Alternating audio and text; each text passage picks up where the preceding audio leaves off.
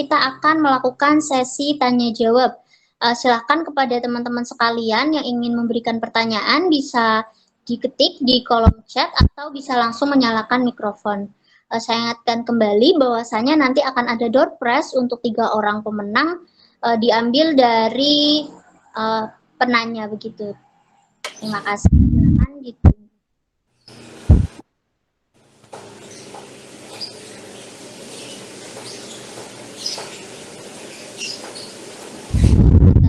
Juga kepada teman-teman untuk melakukan absensi, untuk linknya sudah ada di kolom chat begitu ya teman-teman. Nah, Nurul mungkin sambil nunggu peserta yang ingin bertanya. Oh, ini udah ada tuh, ada beberapa yang raise. Silakan. Baik, saya izin membacakan pertanyaan pertama, ya, boleh. Bapak. Ya. Pertanyaan pertama dari Nabila. Izin bertanya, kan tikus cenderung menggigit semua benda dan kemungkinan ada air liur menempel pada benda tersebut. Seandainya kita memegang benda tersebut, adakah penyakit yang kemungkinan tertular? Apa saja penyakit yang dibawa oleh tikus, baik secara kita kontak langsung atau tidak? Terima kasih. Mungkin bisa langsung dijawab Bapak begitu untuk pertanyaan yang pertama. Oke, siap. Ya, tentu saja itu berbahaya ya, tentu saja. Jadi tikus, contohnya sekarang aja COVID sekarang ada virus ya, virus itu bisa tertular melalui tikus ya. Saya sudah baca ininya keterangannya bahwa tikus itu ternyata itu, ini bahaya sekali ya, bisa menyebarkan ini juga virus juga. Jadi tadi kalau misalnya dia yang virus yang sudah terkena COVID ya, kemudian dia mencemari, ya sama saja lah ya, dan terpegang ya, kemudian kitanya tidak cuci tangan, makan, ya udah kena juga. Karena itu cuci tangan itu jangan mentang-mentang ada di rumah, jangan-jangan sudah ada tikus yang berkeliaran dari malamnya gitu ya. Itu berbahaya sekali. Kemudian contoh lainnya begini ya, Nabila. Kalau misalnya Nabila tuh haus sekali ya, kemudian dia langsung beli ke supermarket ya, tanpa dicuci dulu, langsung tuh dibuka, tutup kalengnya langsung glek. Nanti tiba-tiba sakit, bisa aja terjadi. Dan banyak ada beberapa orang yang seperti gitu ya, dia bahkan ternyata dia kena penyakit yang disebarkan oleh tikus. Jadi sangat berbahaya sekali. Jadi itu bisa seperti gitu ya. Jadi penyebarannya bisa cepat oleh tikus. Tikus bisa menyebarkan berbagai macam penyakit. Sampai ada 120 macam penyakit yang bisa disebarkan oleh tikus terhadap manusia. Dan sebaliknya gitu ya. Bisa saling menularkan seperti itu. Bagaimana, cukup Nabila? Jawaban dari saya. Bagaimana Nabila, apakah sudah cukup? Baik Bapak, cukup, terima kasih. Mungkin ada contoh penyakit yang sangat membahayakan gitu Pak? Apa bisa disebutkan? Ada, bisa. Contohnya leptospirosis ya. Leptospirosis itu adalah yang kan gini, tikus kan kalau malam-malam di supermarket pas gelap ya, dia jalan-jalan kemana, dan tikus itu pipisnya itu bisa sembari lari ya, seperti gitu ya. Tikus itu binatang yang jorok ya, dia bisa pup bari lari, bisa kalau kebetulan dia ada di ini ya, air kencingnya bisa nempel di misalnya tadi mau beli apa ya, misalnya Nescafe yang kaleng itu ya, yang dibuka itu kan pakai ini. Nah, itu harus dibersihkan dulu, Nurul. Jadi itu bersihkan dulu, kalau sebelum, jangan langsung minum, itu berbahaya sekali kalau langsung. Kemungkinan terkontaminasi oleh tikus itu jelas ada. Deh Pak, sepertinya bersih, ya sepertinya gitu kan. Kita kan nggak tahu. Jadi itu bisa seperti gitu. Itu contohnya lah yang jelas. Karena itu sudah banyak yang kejadian seperti gitu ya. Jadi merasa bersih padahal di supermarket, padahal tadi malam di situ ada tikus yang jalan-jalan yang sebetulnya sudah terkena leptospirosis begitu. Gimana, cukup Nabila? Baik Pak, terima kasih sudah sangat sama-sama, iya. Ada lagi silahkan. Izin membacakan lagi Bapak. Ya. Pertanyaan kedua dari Tobi bertanya, melihat respon masyarakat yang seringkali toleran akan adanya hama tikus di rumah, apakah di Indonesia ada suatu badan pengendali hama terutama tikus rumah? Dan jika ada, apakah masyarakat sudah tahu dan dapat memanfaatkannya? Begitu Bapak. Oh, waduh, ya, sudah banyak sekali ya.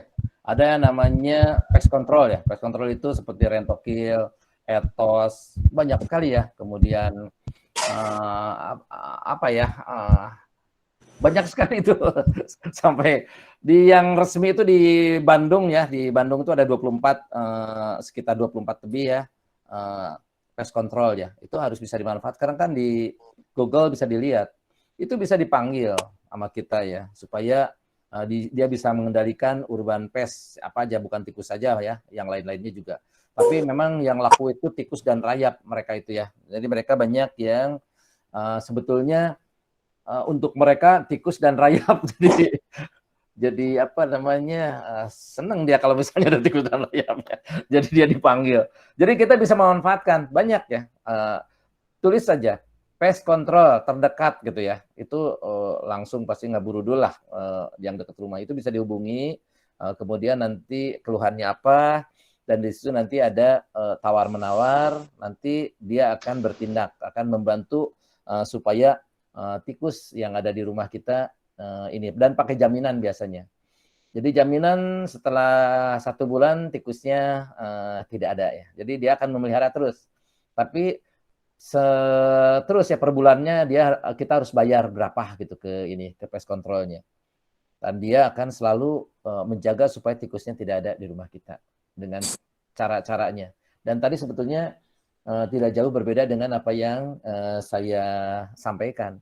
Jadi intinya segitiga kehidupan, dan dia akan memasang juga rodentisida untuk supaya barangkali ada tikus-tikus yang dari luar masuk ke wilayah kita, ke rumah yang dia ini kan apa namanya, karena ada jaminan supaya tikusnya jadi tidak ada. Itu banyak sekali ya di ini. Silakan buka di Google, kemudian tulis apa namanya perusahaan pest control. Jadi ada Rentokil, ada Ethos, ada banyak lagi siapa ya? Banyak banget. Gimana, cukup? Jadi sudah ada itu. Ini. Bahkan kalau misalnya ini bisnis yang menjanjikan ya. Mereka tidak ada, bukan saingan lah untuk kita itu, karena masih terbuka banyak untuk bisa mendirikan pest control itu. Menurut mereka juga, mereka malah kan ada perkumpulannya ya, saling menolong antara ini juga perusahaan. Begitu dapat satu aja, misalnya rumah sakit, solusi pest control contoh ya, itu memegang rumah sakit Hasan Sadikin ya, itu dengan satu itu pun dia sudah bisa menghidupi untuk bisa membayar karyawannya, belum dapat yang di hotel-hotel, kemudian di apa namanya bioskop, apa macam-macam ya, banyak yang ini. Jadi mungkin sebagian ada yang belum tahu ya, bahwa ada yang disebut dengan istilahnya pest control ya, seperti ini, yang itu bisa diminta bantuannya oleh kita. Gitu keterangannya. Bagaimana? Ada yang kurang saya jawab barangkali? Cukup Pak, terima kasih banyak Pak. Oke, Tobi. Begitu Tobi ya. Ada lagi? Baik. Silakan. Ya, baik. Saya akan membacakan pertanyaan yang ketiga dari saudara Amanda. Izin bertanya, apakah dengan bahan kimia seperti rodentisida jauh lebih efektif untuk menghilangkan hama tikus, dan ada nggak dampak dari pemakaian rodentisida terhadap kesehatan manusia? Begitu Bapak. Ya, baik Amanda. Jadi begini ya, kalau kita ingin benar-benar terbebas dari tikus ya, mungkin cara yang paling jitu itu yang saya terangkan tadi ya. Kita apa ya, memodifikasi keberadaan lingkungan tadi ya, segitiga kehidupan. Karena begini, pengalaman saya itu yang membeli rodentisida ke saya itu setelah 3 bulan beli lagi. Rata-rata 3 bulan. Loh, kok beli lagi? Ya kenapa ya? Setelah 3 bulan ada lagi gitu. Dia beli lagi setelah 3 bulan itu rata-rata kayak ya berkisar 3 bulan lah, ada lagi. Tapi yang menerapkan tadi sistem kebersihan, kemudian apa namanya, memanipulasi habitat lah, memanipulasi tadi segitiga kehidupan itu awet, nggak ada tikusnya. Saya sudah berapa tahun ya di sini ya. Bukannya rindu ada tikus sih, enggak ya. Tapi memang asa itu kan kalau sudah dijalankan ya, yang namanya tadi, misalnya jam 11 kita sapu-sapu ya bersih. Kalau sudah kebiasaan sih itu tidak merupakan tidak ada berat sama sekali. Nah, bahayanya kalau misalnya kita menggunakan rodentisida ya. Rodentisida pertama kita harus mengeluarkan uang. Kemudian kalau rodentisida kan rasanya itu enak ya. Dan kalau misalnya ada anak kecil itu berbahaya sekali. Anak kecil pasti suka. Walaupun memang ada antidotnya, tapi tetap berbahaya. Yang lebih berbahaya lagi adalah hewan bukan sasaran. Misalnya contohlah Amanda punya binatang piaraan yang apa ya, yang misalnya apa ya, kalau yang pernah terjadi itu teman kita ya, dosen ya, Ibu Luciana Jaya ya, anjing dalmatiannya mati ya gara-gara rodentisida. Padahal kalau dia nanya ke saya aja ya, itu mungkin bisa terselamatkan karena ada antidotnya. Jadi banyak bahaya kalau kita menggunakan yang namanya racun. Ya namanya juga racun ya, pasti berbahaya. Jadi bagusnya yang paling aman yang tadi saya sampaikan di presentasi tadi. Mungkin bagaimana kita memanipulasi keberadaan segitiga, ya memanipulasi habitat barangkali ya. Itu yang paling pas agar si tikusnya tidak betah. Itu lebih baik daripada yang ini. Jadi kalau misalnya tadi Amanda menggunakan apa namanya racun itu masuknya ke treatment untuk mempercepat saja. Kalau memang banyak sekali ya, bagusnya sih terpaksa kita menggunakan racun tikus. Jadi racun tikus itu lebih murah daripada lem tikus pastinya. Jadi hanya mengandung bahaya juga tadi ya, hewan bukan sasaran bikin bisa kena. Kemudian juga tetap cara penggunaannya juga kita harus tahu persis di jalur-jalur tempat pelariannya, kemudian harus jangan mudah terkena debu ya, karena kalau begitu basi terkena debu itu tidak akan dimakan lagi. Cepat basi lah kalau makanan tikus itu. Itu barangkali ya. Jadi kita harus harus lebih hati-hati ya. Utamanya jangan sampai termakan oleh jasad bukan sasaran, itu masalahnya. Cukup Amanda barangkali dari saya? Baik, Pak, sudah cukup. Terima kasih. Ya, sama-sama Amanda. Baik, Bapak izin melanjutkan membacakan pertanyaan. Pertanyaan selanjutnya dari Aninda Zulian dari UPI. Izin bertanya, bagaimana jika kita tidak punya alat perangkat tikus atau bahan kimia lainnya? Apakah ada cara untuk mengusir tikus tersebut? Karena jika ditunggu lama takutnya merusak barang yang ada. Lalu berkaitan dengan pemanfaatan tikus seperti dagingnya dan kulit dan sebagainya, apakah tidak ada bahayanya? Atau dalam proses pembuatannya memerlukan uji lab dan sebagainya untuk menguji apakah tikus itu membawa penyakit, mengingat tikus itu kan sumber penyakit. Terima kasih. Iya, Amanda ya? Siapa yang tadi yang bertanya lupa? Aninda. Aninda. Jadi pertama begini ya, tadi kita tidak punya, ya kita bisa mengupayakan ya apa aja. Apa yang penting tikusnya tidak betah di kita. Jadi menurut saya tidak begitu sulit ya meminimalisir air tadi misalnya ya. Kita dengan mengelap, membersihkan dengan cara merapihkan saja, membuang barang-barang yang menurut kita tidak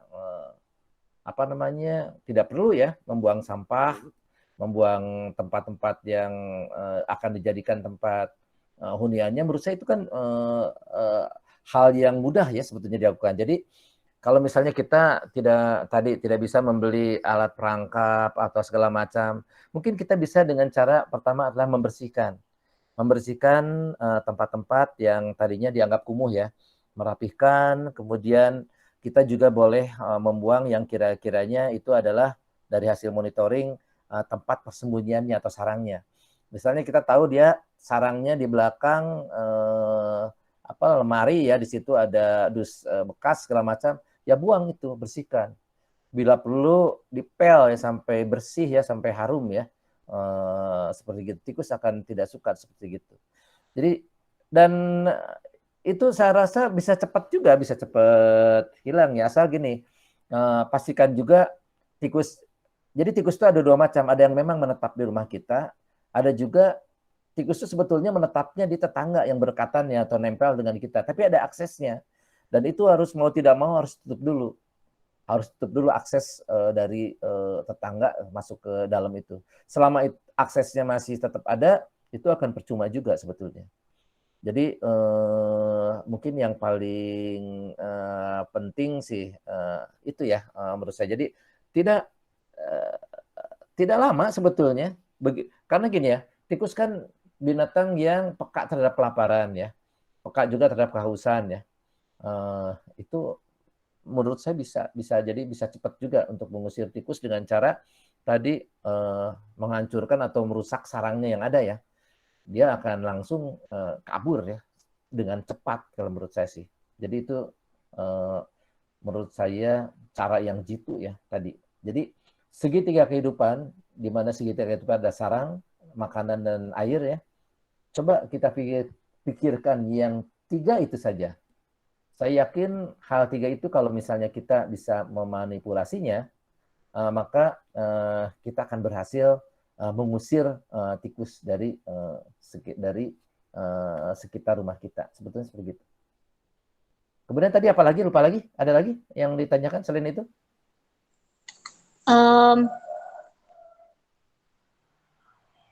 Berkaitan dengan pemanfaatan tikus sebagai seperti dagingnya Oke, dan kulit. siap. Ya betul. Nah jadi gini ya, itu kan kalau misalnya seperti kita akan memanfaatkan tikus. Syukur-syukur tikus itu sedang tidak ada tidak ada tidak ada virusnya atau dalam keadaan baik lah ya, jadi mudah. Tapi tetap kita harus hati-hati. Jadi kita harus menggunakan sarung tangan segala macam. Kita tenang lah, si dagingnya kan itu langsung dipanaskan sehingga akan mematikan penyakit-penyakit yang ada di dalamnya. Kemudian juga usus dan tulangnya setelah dihancurkan menggunakan E4, di situ juga ada proses ada proses degradasi. Proses degradasi itu bisa lebih dari 70 derajat Celcius loh. Itu jadi itu juga bisa mematikan bakteri-bakteri yang ada di situ ya, bisa mematikan ini juga. Jadi kita juga di sini pemanfaatan kan misalnya untuk pupuk, bukan untuk dimakan lagi dagingnya kan. Jadi dagingnya itu untuk ikan hias seperti gitu ya. Kemudian untuk makanan kucing, makanan anjing seperti gitu ya. Jadi tidak ada satupun yang kita buat untuk bakso misalnya. Nah, itu jangan ya, karena kita juga tahu kan tikus itu kan binatang yang menjijikan ya, sehingga kurang baik atau mungkin haram ya kalau digunakan untuk makanan manusia. Jadi kalau misalnya kita buat dulu untuk jadi pupuk, saya rasa itu tidak apa-apa, sah-sah saja. Jadi jangan khawatir tentang tadi penyakit, karena setelah kita proses, tentu saja itu akan mematikan si penyakit-penyakitnya seperti itu. Walaupun demikian, tentu saja dalam prosesnya kita harus menggunakan sarung tangan, menggunakan masker, dan memang harus hati-hati. Seperti itu juga tadi kulit-kulitnya itu kan ada proses penyamakan kulit ya. Itu kan ada yang pakai garam, ada yang itu bisa pada saat proses penyamakan kulit itu bisa sekaligus juga mematikan penyakit-penyakit yang ada di situ. Karena kan ada dijemur dan segala macamnya. Begitu. Jadi tidak perlu dikhawatirkan. Asal pada saat waktu prosesnya kita menggunakan sarung tangan, menggunakan masker dan lain-lain, barangkali itu bisa diatur lah seperti gitu. Gimana, cukup? Cukup Pak, terima kasih. Sama-sama. Ada lagi barangkali? Ya, baik Bapak, masih ada pertanyaan ini, izin membacakan lagi ya Pak. Baik, pertanyaan selanjutnya dari Alfi Hanafi. Kita melihat sisi negatif tikus sangat banyak, tapi ketika saya berpikir dari segi peternakan, cukup ada peluang untuk tikus bisa dimanfaatkan untuk penelitian dari sisi farmasi atau yang berhubungan. Bagaimana menurut Bapak bila tikus dimanfaatkan untuk pola pikir seperti itu? Kemudian untuk hama tikus, apakah tikus bisa hidup di atap rumah? Bila ada, bagaimana penanganannya? Terakhir, banyak sekali ya. Terakhir, apakah ada dari tingkah laku tikus yang bisa kita manfaatkan menjadi hal positif? Begitu Bapak, terima kasih. Jadi begini ya, memang tikus itu untuk yang mudah diternakan itu adalah tikus putih. Tapi bagi tikus liar itu sulit. Jadi tikus liar kalau kita menternakan ya, dia itu kan stres ya, beda sekali ya. Jadi saat stres, boro-boro dia mau berkopulasi ya, boro-boro mau istilahnya bercinta ya, boro-boro ya. Jadi tidak akan ada sulit sekali untuk bisa beranak pinak seperti gitu untuk tikus liar. Jadi maksud saya itu seandainya ini bisa dilaksanakan oleh seluruh lapisan masyarakat ya, kemudian di situ dimanfaatkan, tentu saja ini bukan diperbanyak secara rearing ya, diperbanyak seperti gitu. Nah, untuk yang di rearing diperbanyak seperti itu hanya bisa dilakukan terhadap tikus-tikus untuk penelitian. Tadi misalnya tikus putih ya, Ratus norvegicus galuristar biasanya, atau mus musculus yang galurnya putih ya. Jadi mus musculus yang putih, Ratus norvegicusnya juga yang putih ya, yang albino, dan itu memang sudah sudah biasa diternakan.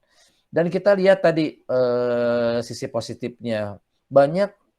Ini kan saya suka beli juga ya dari Bio Farma. Kemudian kalau Bio Farma penuh, saya juga beli dari peternak-peternak, banyak peternak-peternak yang menternakan tikus putih ini.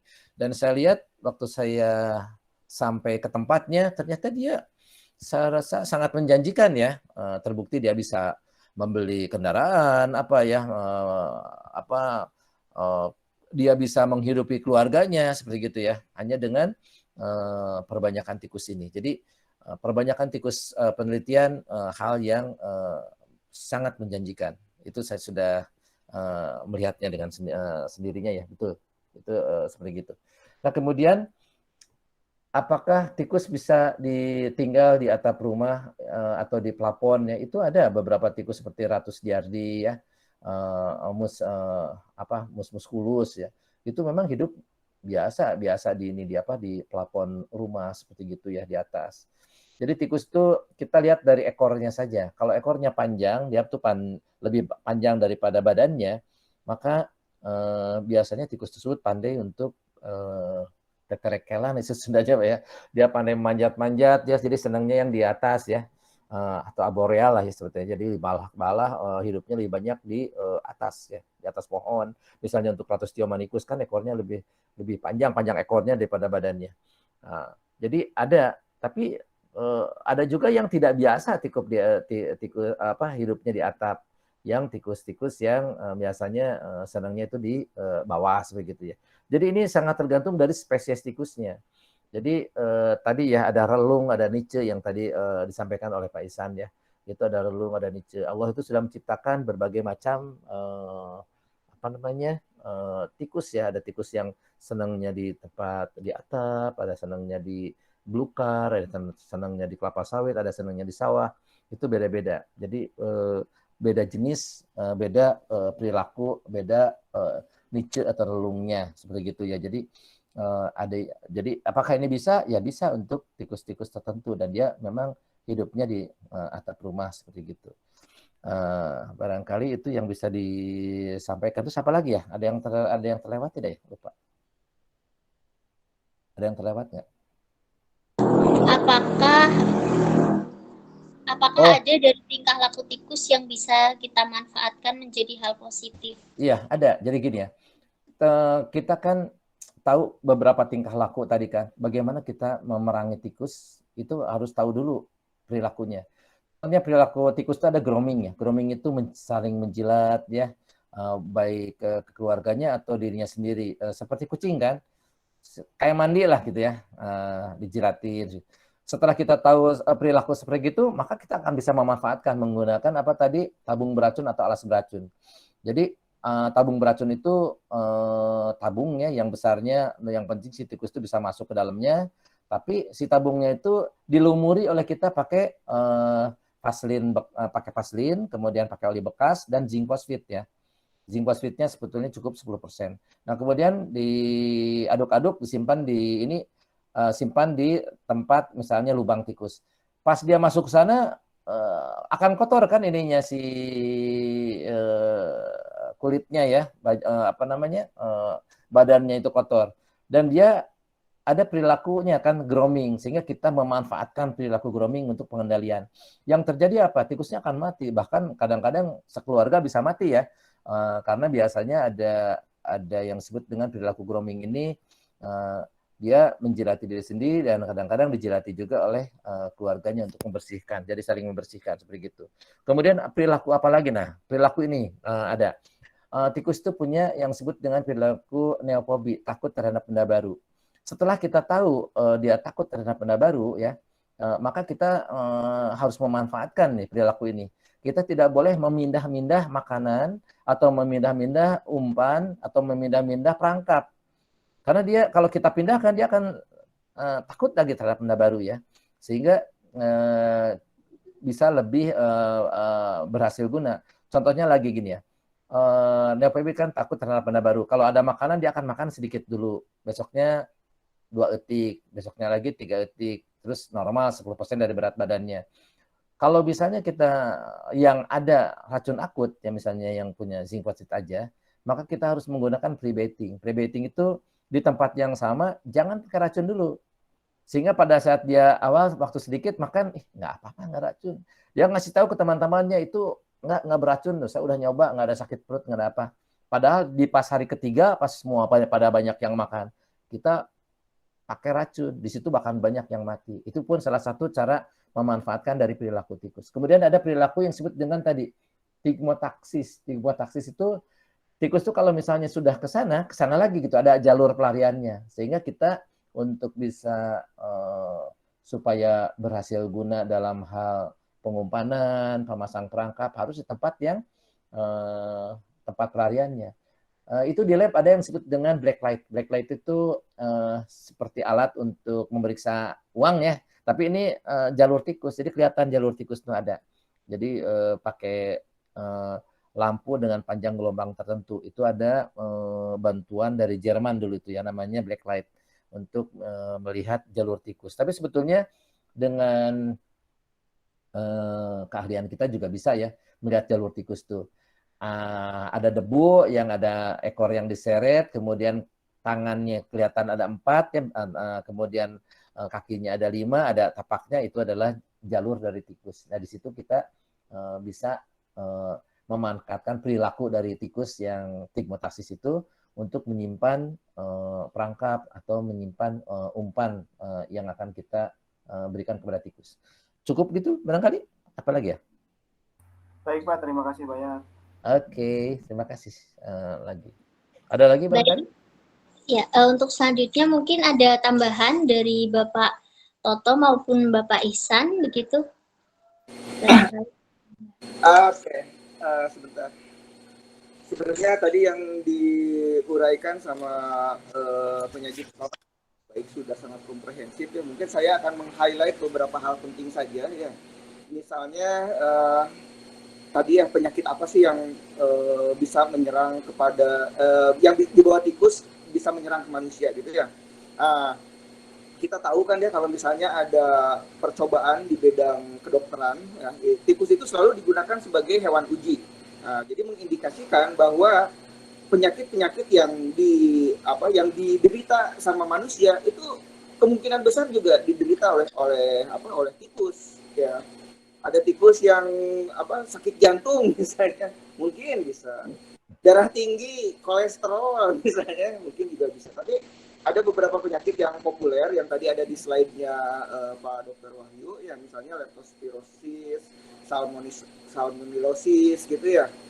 Misalnya pas waktu tahun 2017, waktu Jakarta sering banjir ya, sampai pemerintah Pemprov Jakarta itu menganggarkan biaya ya untuk menghargai ekor tikus gitu. Jadi satu ekor tikus itu berapa rupiah gitu ya.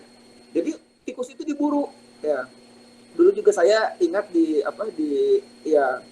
beberapa kejadian ya memang hampir seluruh penyakit yang diderita oleh manusia itu juga bisa diderita oleh tikus. Oleh karena itu tikus sangat populer digunakan sebagai hewan percobaan ya. Terus tadi masalah tikus aman tidak dikonsumsi. Nah, jadi kalau misalnya tikus itu dalam kondisi pakan melimpah, dia makannya pilih-pilih. Nyari yang paling enak, ya, nyari yang paling seger, nyari yang paling fresh, nyari yang paling dekat gitu ya. Tapi kalau makanannya tidak ada, ya, dia pasti bertengkar sama teman-temannya, berburu, bersaing gitu ya, gitu. Kalau misalnya kita melihat tikus rumah ya, tikus got misalnya, itu pasti kotor. Tapi tadi dengan treatment tertentu ya, dimasak, dipanaskan, mungkin penyakitnya bisa hilang. Tapi ada hal yang unik, misalnya ketika kita berbicara pada kasus tikus sawah atau tikus hutan misalnya ya, di beberapa daerah ya, misalnya di Ambon atau di Timur atau bahkan di negara lain itu yang saya tahu di Thailand, di Vietnam, tikus itu dikonsumsi ya. Karena tikus sawah itu ya relatif bersih. Dia mungkin hanya makan padi gitu ya, hanya proteinnya juga mungkin dari siput yang ada di sawah gitu ya. Bukan siput itu apa ya? Moluska gitu ya. Jadi tikusnya bersih. Hingga di Vietnam saya pernah conference ya, itu ada tradisi kalau tamu kehormatan itu dibuatkan daging tikus gitu ya.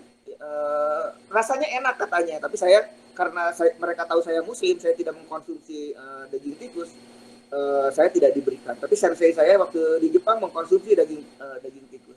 Nah, itu juga di alamnya ya, tikus itu kan dimakan sama ular, dimakan sama elang, dimakan sama burung hantu, yang mengindikasikan bahwa tikus sebagai konsumen ikan satu itu juga sebagai prey atau mangsa dari konsumen berikutnya, jadi relatif aman ya.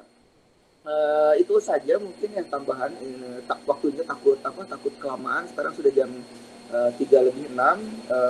Mungkin kalau ada yang masih berpenasaran ya terkait dengan tikus, saya dulu belajar tikus ke Pak Wahyu waktu S1 itu, 1 semester itu masih belum puas tuh, masih banyak hal yang ingin digali. Ada behaviornya, rodentisida juga ya, misalnya racun tikus itu juga hal yang kompleks, ada racun akut, racun kronis.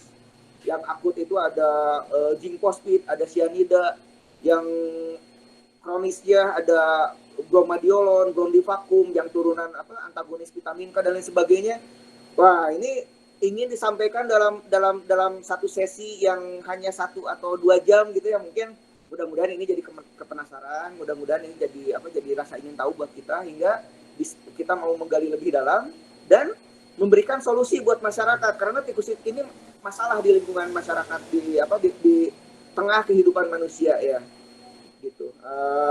Boleh dicatat ya, tadi kan nomor teleponnya sudah dicatat. Kalau misalnya punya kepenasaran atau rasa ingin tahu lebih lanjut gitu ya, silakan kita bisa berkomunikasi via WhatsApp, via email, atau kita menyelenggarakan lagi kegiatan seperti ini ya, misalnya mengundang Bapak Wahyu untuk penyuluhan tikus di lingkungan kita. Wah, kita senang sekali gitu ya.